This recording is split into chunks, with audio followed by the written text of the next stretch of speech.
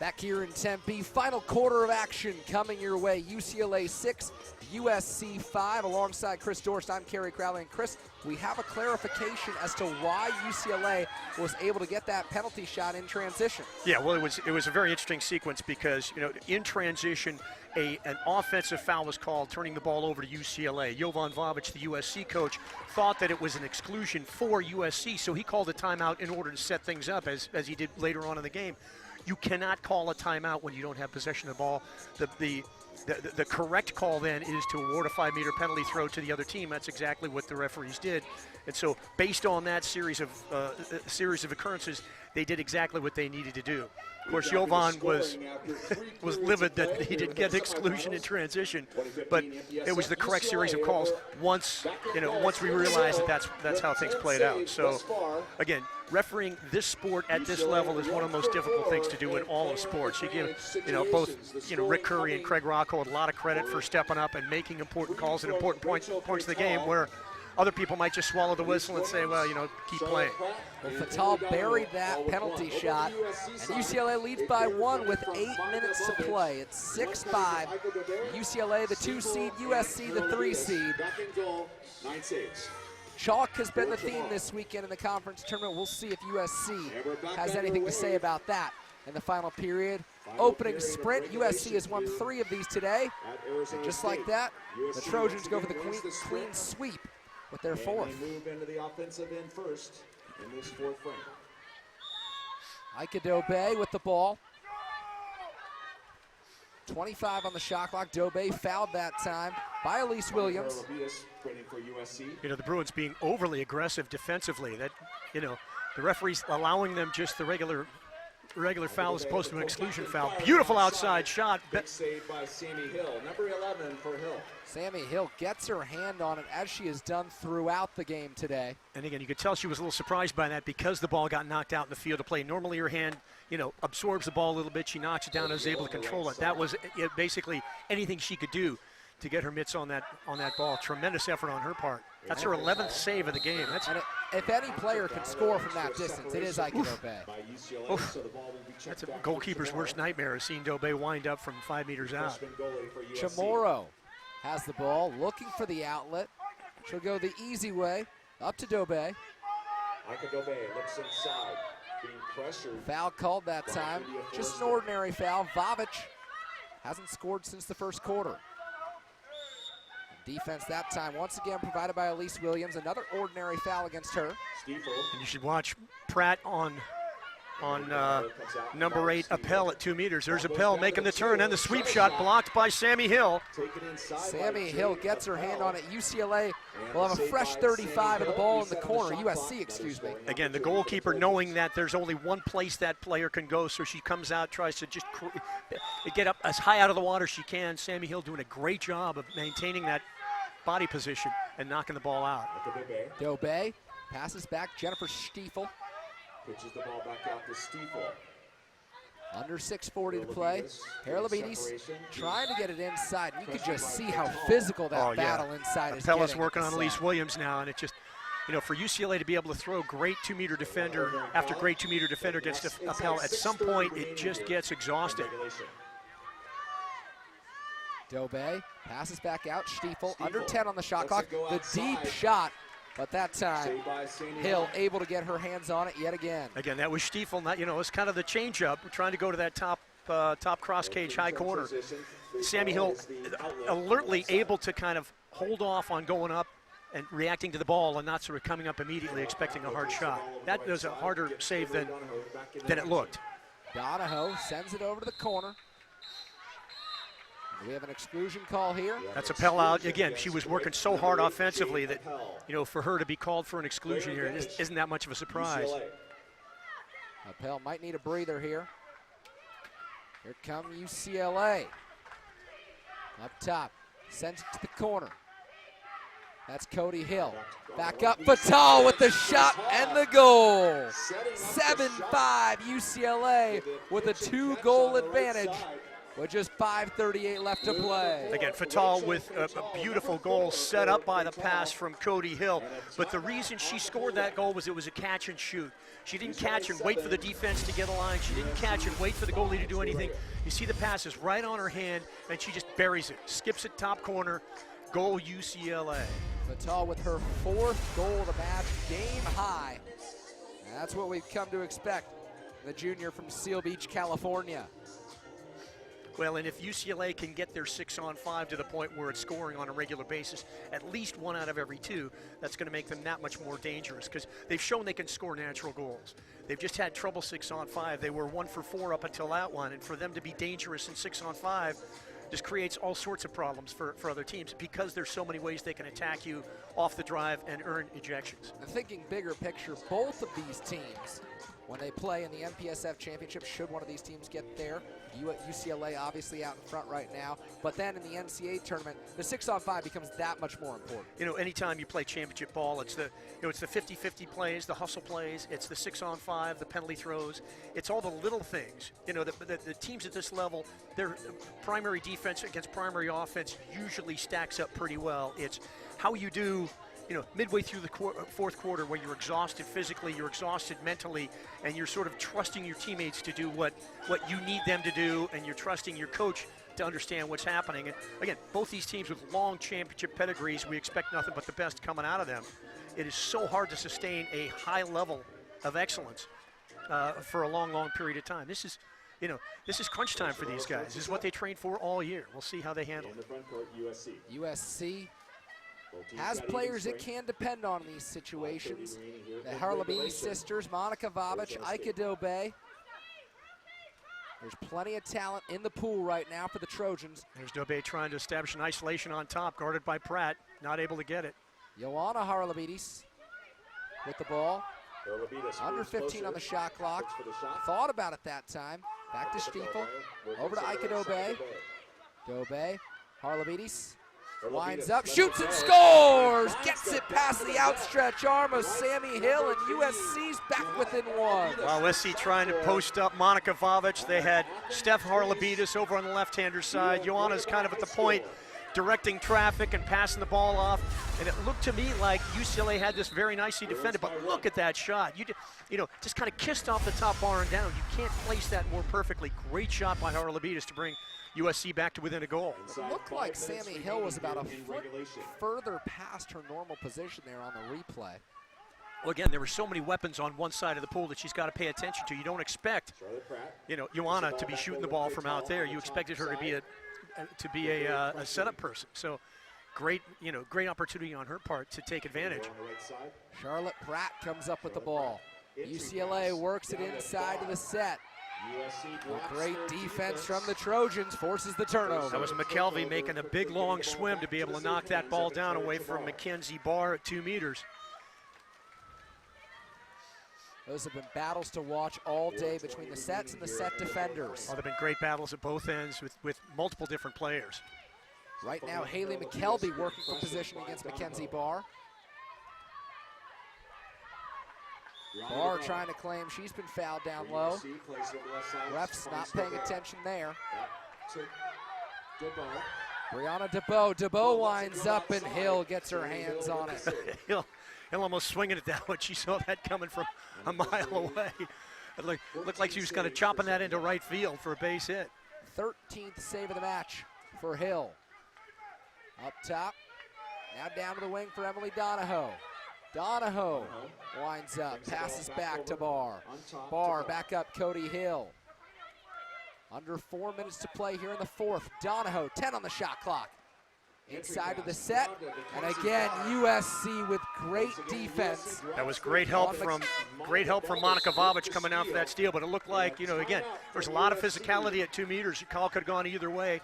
Credit USC for following through and swimming through, making that steal, and coming up with an opportunity to create another possession. And Jovan Vavic calls the timeout with 3:25 left. His Trojans have the ball and a chance to tie. There's nobody better in all of water polo at any level than being, looking at a 1-goal deficit with 3.5 minutes to go and looking at his team saying, we got this.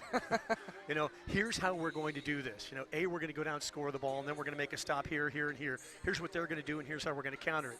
And whether or not that's what actually happens, you got 7 people in the water looking up at him saying, I believe you, Coach. I understand what you're going to do. And it's worked in the past with so many different teams at the championship level that there's no reason for them not to.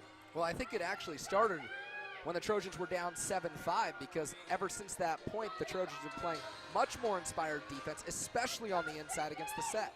They appear to have a little bit of momentum at this point, but you have to look at the Bruins side of things. They pulled away when the game was at UCLA. They're still up by a goal with 3.5 minutes to go.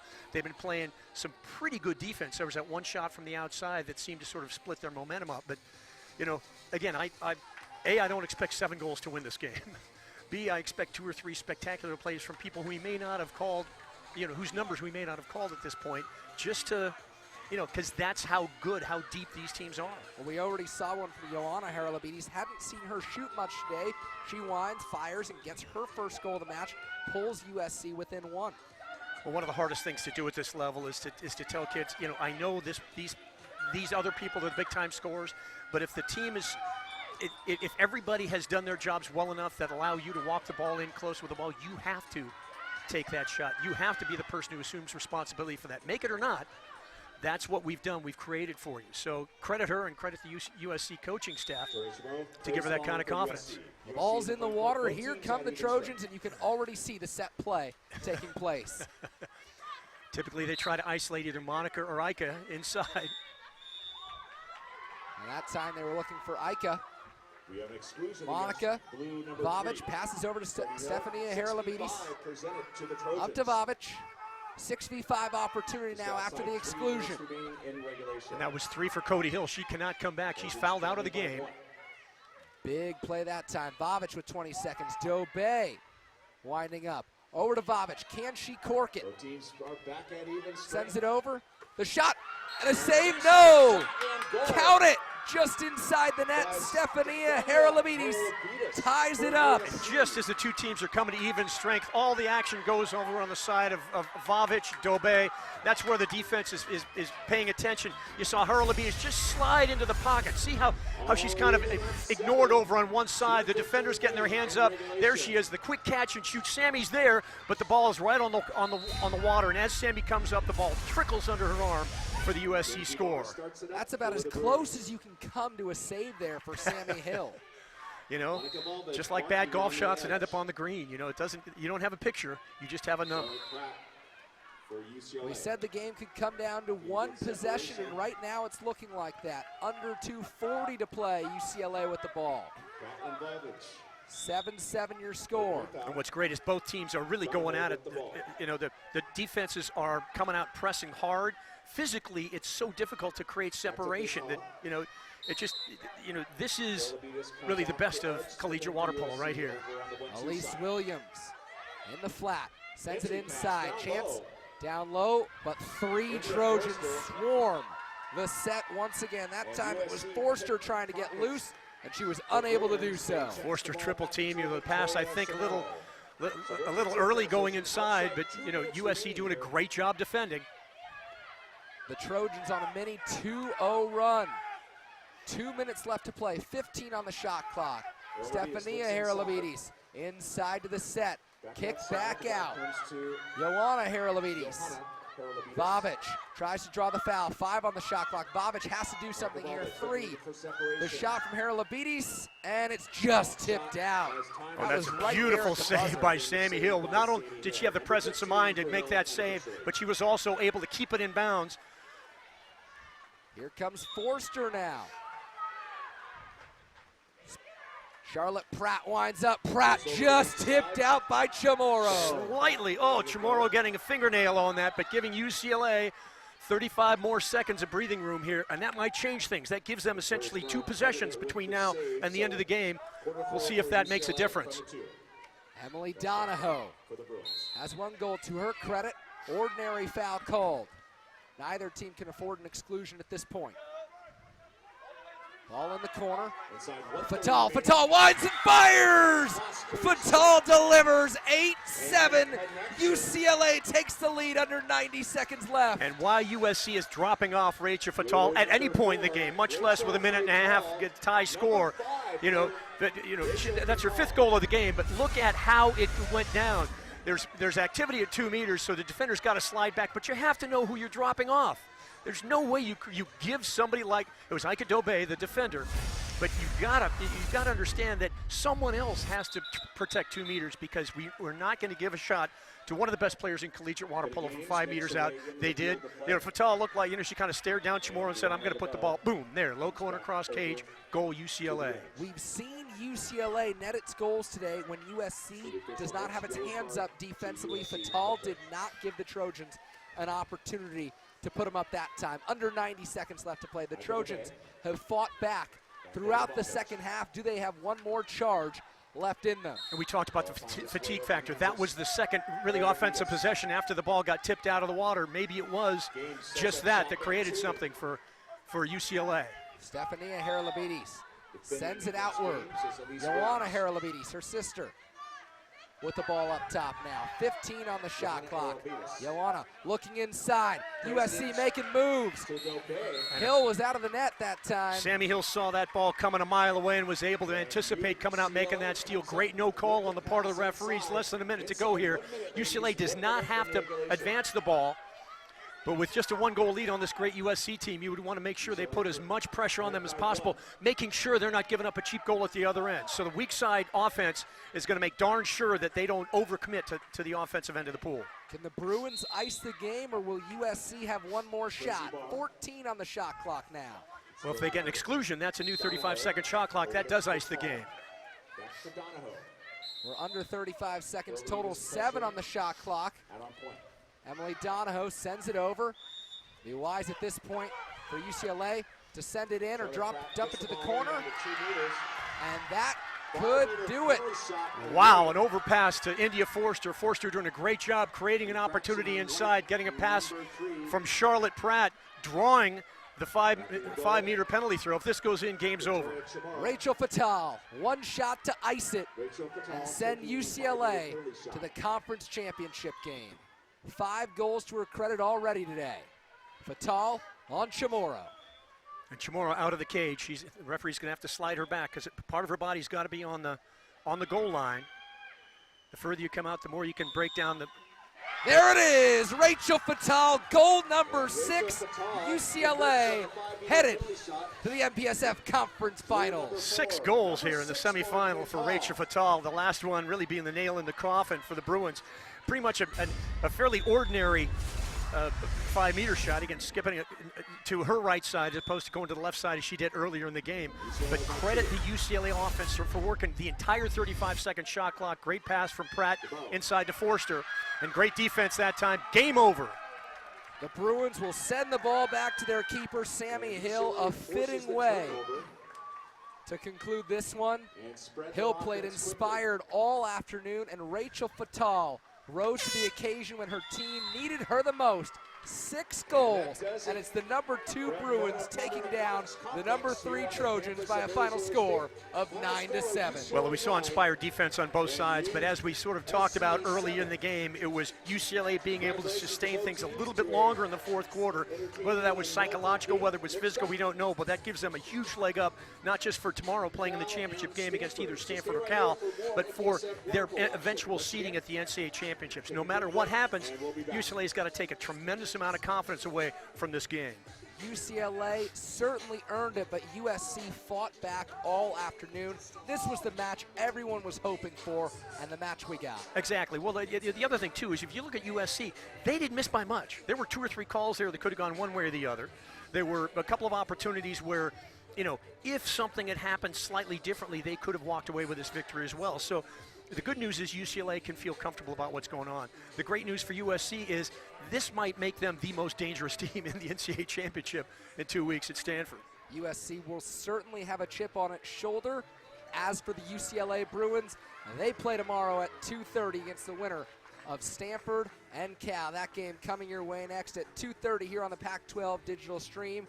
In a few minutes, we'll hear from UCLA coach Brandon Brooks and our player of the match, Rachel Fatal. For Chris Dorst, I'm Kerry Crowley saying so long from Tempe. We hope you'll join us in about 45 minutes for the 1v4 game, Stanford and Cal, coming your way next.